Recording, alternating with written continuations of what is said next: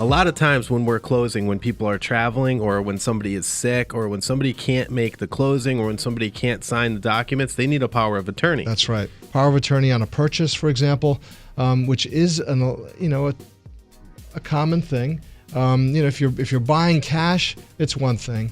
Not very significant. But when you're buying with a loan, the lender needs to be aware of you signing a power of attorney, giving somebody the authority to sign on your behalf. Because you're that third party, whoever it is, and you have the right to choose whoever you want.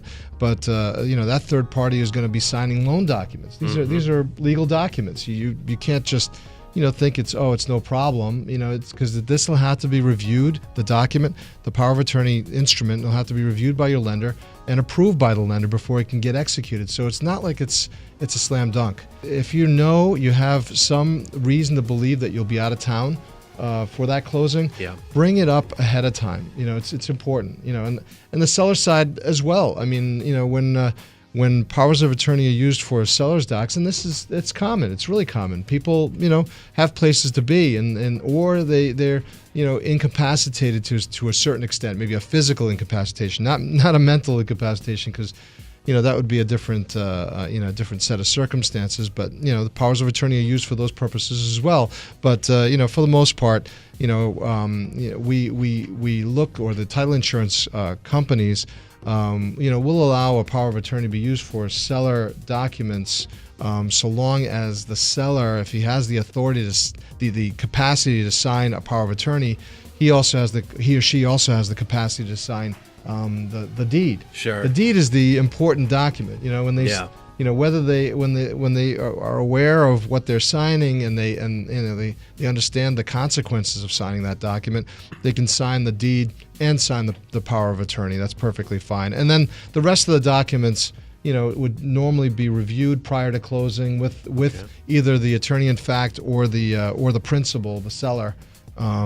Before the attorney in fact will sign documents at closing. Keep in mind that whether it's buyer or seller, it takes time to prepare the documents. They can be prepared relatively quickly, but it's not so much the preparation time. It's more the review.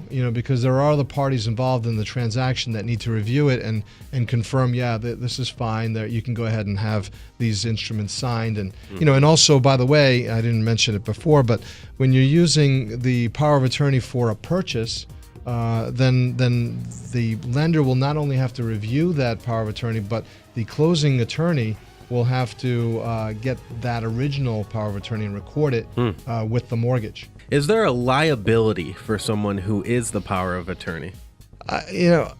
They might have. I know the document itself, absolves the parties of liability. Oh, great.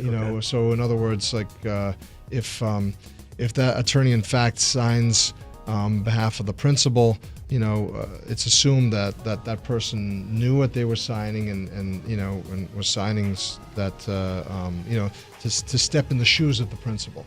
So if all the other parties, the buyer, the seller, depending on the corresponding agents, should be able to rely on that. That's a legal document, a legal act.